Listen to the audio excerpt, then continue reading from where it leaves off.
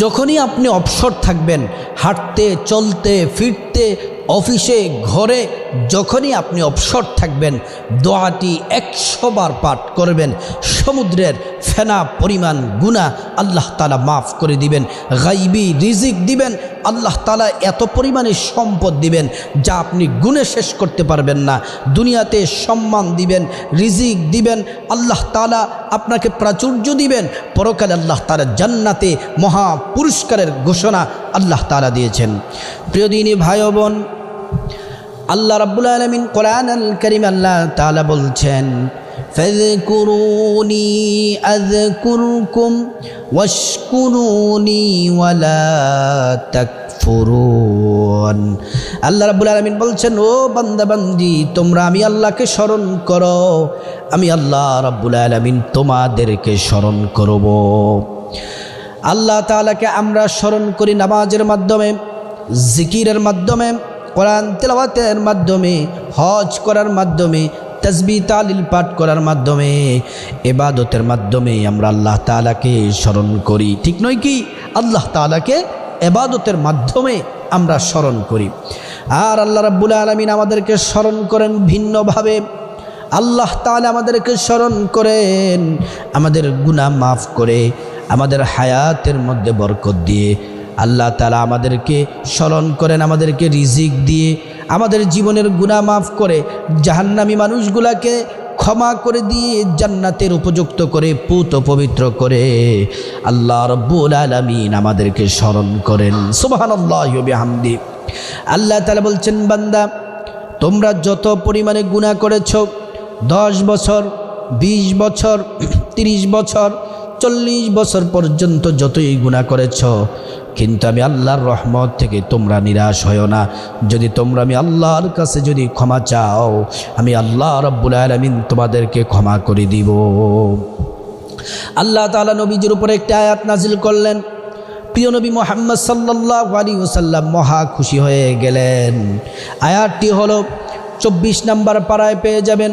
কুল ইয়া ইবাদিয়াল্লাযীনা আসরাফু আলা আনফুসিহিম লা তাকনাতু মির রাহমাতিল্লাহ।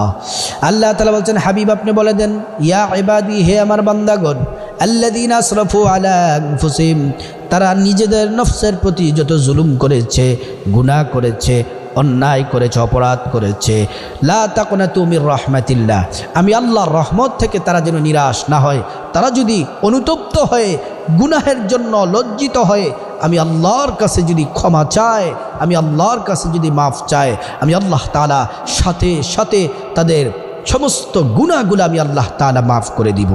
প্রিয় দিনী ভাই ও বোন, আপনাদেরকে যেই মূল আলোচনাটা করছিলাম, হাঁটতে চলতে ফিরতে উঠতে বসতে 100 বার এই জিকিরটি যদি করতে পারেন, দোয়াটি যদি পাঠ করতে পারেন, সমুদ্র আছে না সমুদ্র, আমি আপনি কয়টি সমুদ্র ঘুরেছি? বঙ্গোপসাগর গিয়েছি, অথবা আমরা আমাদের পাশে ভারত সাগর আছে, কিন্তু অনেক সাগর কিন্তু আছে। অ্যান্টার্কটিকা মহাসাগর আছে, প্রশান্ত মহাসাগর আছে, আরব মহাসাগর আছে, বঙ্গোপসাগর আছে, এমন করে যত সাগর আছে, সব সাগর ফেনা পরিমাণ যদি আপনার গুনাহ থাকে, আর আপনি যদি আল্লাহর কাছে তওবা করতে পারেন এবং এই দোয়াটি যদি পরিপূর্ণ আল্লাহর উপর তাওয়াক্কুল রেখে আল্লাহ তাআলার কাছে লজ্জিত হয়ে আপনি যদি দোয়াটি 100 বার পড়তে পারেন, সব গুনাহগুলা, সমুদ্রের ফেনা পরিমাণ গুনাহ আপনার মাফ হয়ে যাবে। আমি হাদিসটা আপনাদেরকে শোনাই। সহিহ বুখারীর 6405 নম্বর হাদিস। عن نبي هريرة رضي الله عنه أن رسول الله صلى الله عليه وسلم قال من قال سبحان الله وبحمده في يوم 100 مرة حطت خطاياه ওয়া ইন কানাত মিথলা জাবাদিল বাহর।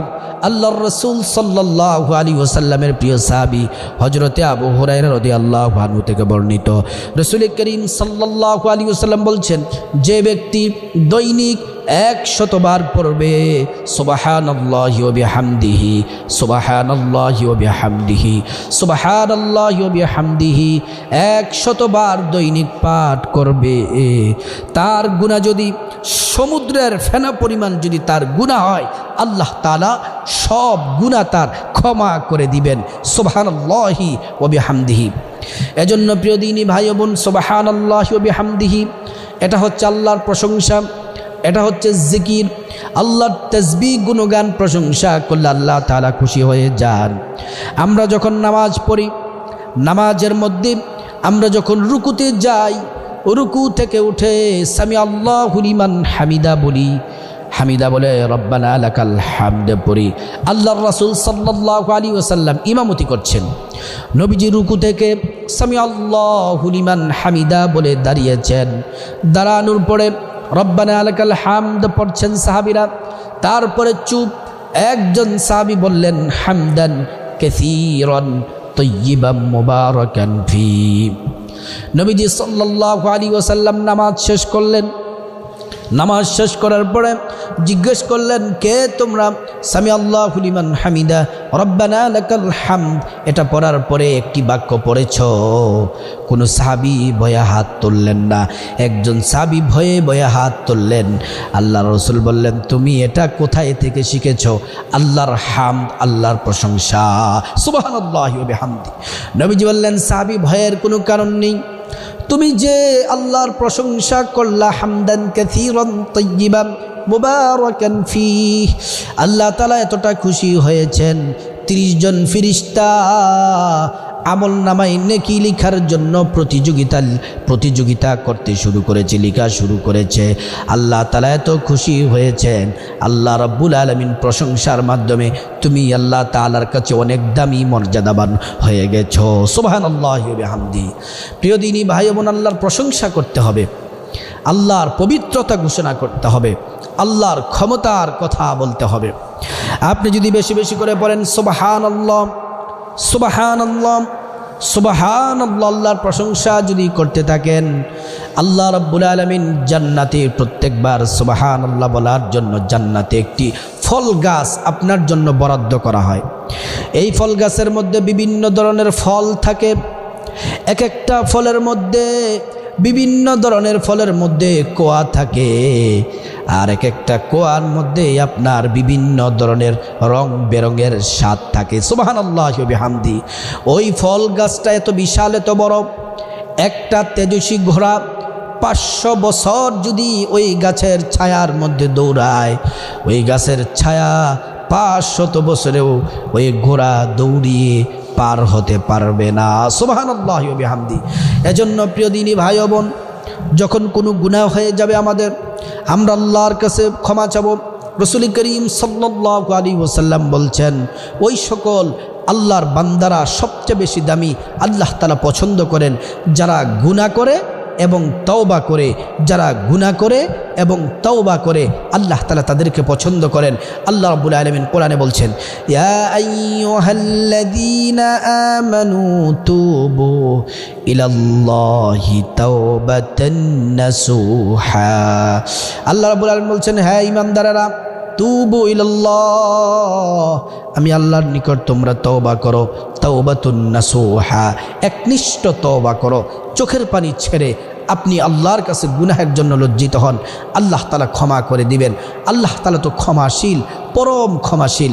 আল্লাহ পাক রব্বুল আলামিন আমাদের সবাইকে আল্লাহ তাআলা ক্ষমা করে দিন এবং এই আমলটি করার আল্লাহ তাআলা আমাদের সবাইকে তৌফিক দান করুন।